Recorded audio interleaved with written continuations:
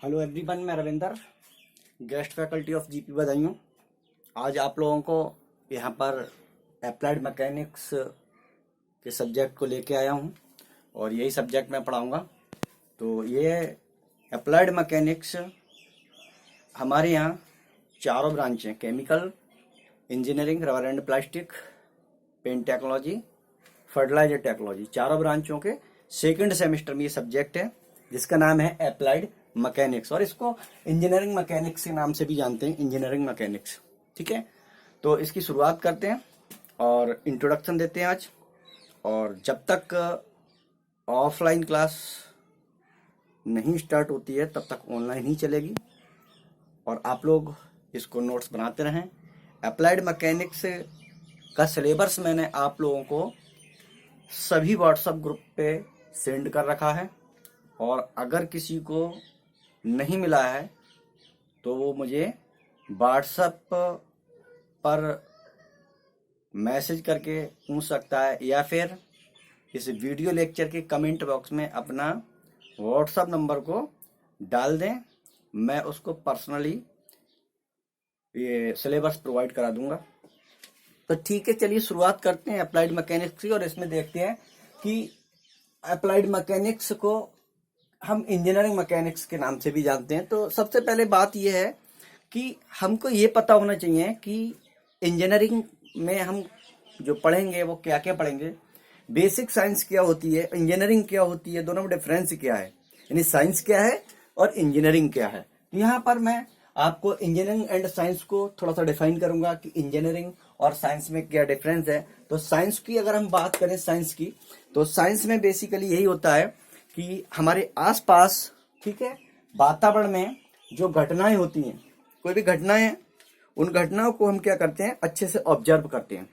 यानी हमारे आसपास वातावरण में हो रही घटनाओं को हम अच्छे से ऑब्जर्व करते हैं, ठीक है, और उसके बाद उस पर कुछ प्रयोग करते हैं। उन घटनाओं पर, जो घटनाएं हो रही हैं, उन घटनाओं पर हम क्या करते हैं, कुछ प्रयोग करते हैं। प्रयोग करने के बाद हम क्या करते हैं, फाइनली एक कंक्लूजन निकालते हैं, यानी एक परिणाम पर पहुंच जाते हैं, एक निष्कर्ष पर पहुंचते हैं, और ये निष्कर्ष ही आगे चलकर एक प्रिंसिपल बन जाता है।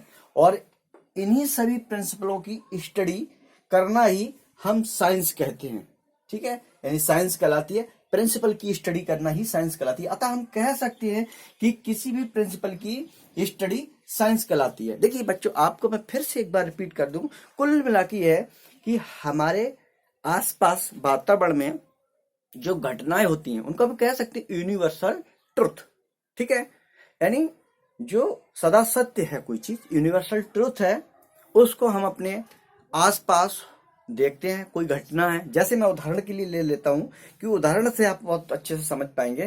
कुएं से पानी को निकालना।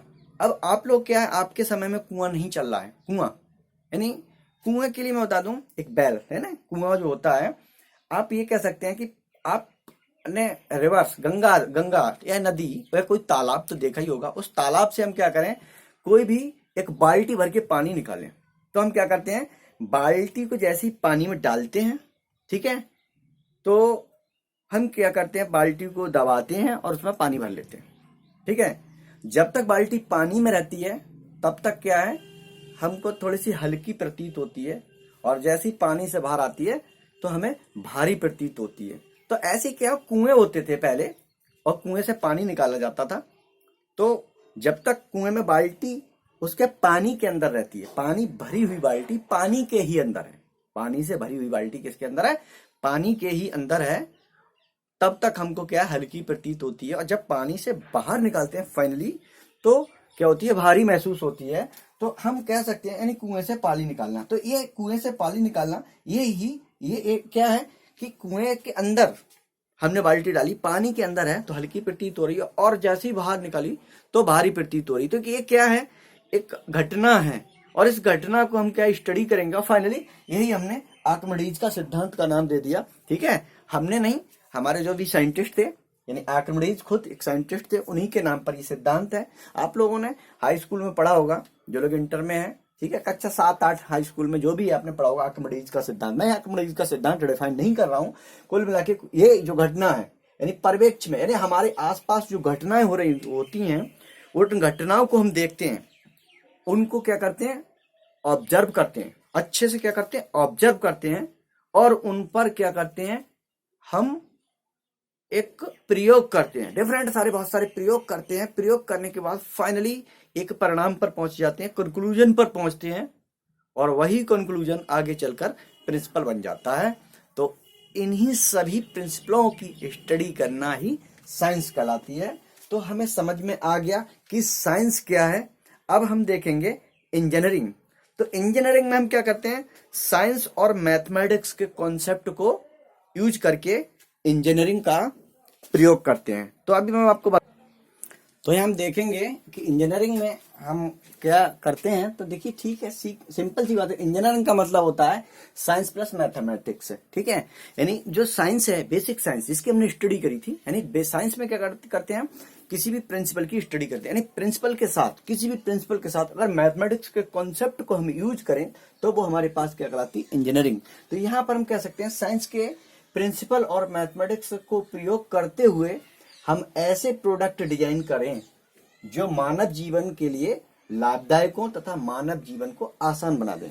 समझ में आया? मतलब मेरा कहने का यह है कि साइंस के साथ मैथमेटिक्स के कॉन्सेप्ट को जोड़कर हम ऐसे प्रोडक्ट तैयार करते हैं जो मानव जीवन को आसान बना दें, वो हमारे पास कहलाती है engineering. In science plus mathematics का कॉन्सेप्ट को यूज करके। तो यहाँ पर देखिए, उदाहरण से आप लोग समझ पाएंगे कि साइंस का अगर मैं एक प्रिंसिपल की बात करूं तो मैं कह सकता हूं आर्किमिडीज का सिद्धांत, है ना। आर्किमिडीज का सिद्धांत की स्टडी करना साइंस कहलाती है। और आर्किमिडीज के सिद्धांत के साथ अगर हम मैथमेटिक्स के कॉन्सेप्ट को जोड़ दें और कुछ ऐसा प्रोडक्ट बनाए, जैसे मैं कहूं जहाज की जो पानी में चलता है, शिप, है ना। तो शिप क्या है, एक आर्किमिडीज के सिद्धांत पर काम करता है। अकेला साइंस को डिजाइन नहीं कर पाएगा कि शिप को कैसे हमको डिजाइन करना है। तो वहां पर हमको देखना होता है क्या है कि मैथमेटिक्स के कॉन्सेप्ट लगाते हैं, जो कि हम आगे बताएंगे आपको, यानी आगे बताएंगे कि मैथमेटिक्स के कॉन्सेप्ट कैसे हम यूज करते हैं, ठीक है। कि क्या है कि भाई देखिए, आर्किमिडीज के सिद्धांत में तो हम, आप लोग जानते हैं आर्किमिडीज का सिद्धांत क्या कहलाता है ना। तो जैसे ही शिप को हम डिजाइन करेंगे और पानी की परत पर जब चलता है शिप, तो वहां पर कितने फोर्स उस पर नीचे से ऊपर लग रहे हैं, ऊपर से उसका वेट कितना है शिप का, वो नीचे लग रहा है, उनको बैलेंस कैसे करना है, ये सारी चीजों की स्टडी हम आगे करेंगे, ठीक है। और पूरी अप्लाइड मैकेनिक्स में सिर्फ हमको यहाँ स्टडी करना है किसकी, हमको दो ही चीजों की स्टडी करना है, फोर्स प्लस मोशन, जो कि मैं आगे बताऊंगा अप्लाइड मैकेनिक्स में कि साइंस और मोशन की स्टडी करना है अप्लाइड मैकेनिक्स के अंतर्गत आती है। तो मैं समझ रहा हूं आप लोगों को समझ में आ गया होगा कि साइंस क्या है। तो साइंस को मैंने बताया, एक बार फिर से रिपीट करता हूं, साइंस है क्या और इंजीनियरिंग क्या है।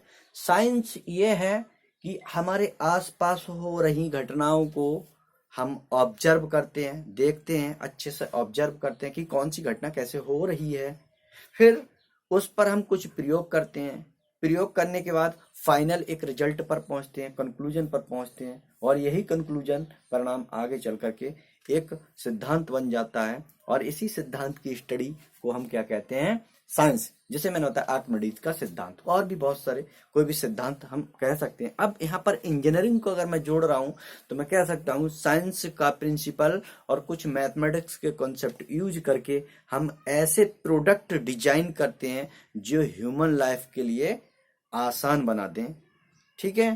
तो वो हमारे पास क्या कहलाती है, इंजीनियरिंग।